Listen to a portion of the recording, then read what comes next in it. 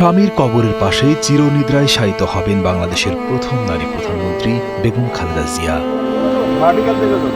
বিএনপির দলীয় সিদ্ধান্ত এবং পরিবারের ইচ্ছা অনুযায়ী ঢাকার শেরেবাংলা নগরে অবস্থিত জিয়া উদ্যানে সাবেক রাষ্ট্রপতি জিয়াউর রহমানের কবরের পাশেই বেগম খালেদা জিয়ার কবরের জন্য স্থান নির্ধারণ করা হয়েছে।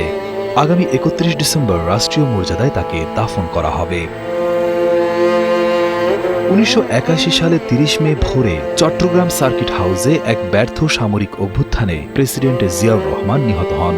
সে বছর ২ জুন জিয়াউর রহমানের মরদেহ ঢাকায় আনা হয়। সংসদ ভবন এলাকাটি তার স্বপ্নের প্রজেক্ট ছিল এবং তিনি এই এলাকার উন্নয়নে ব্যাপক ভূমিকা রেখেছিলেন। তাই জাতীয় সংসদ ভবনের উত্তর পাশে ক্রিসেন্ট লেক সংলগ্ন জিয়া উদ্যানে তাকে রাষ্ট্রীয় মর্যাদায় সমাহিত করার সিদ্ধান্ত নেওয়া হয়।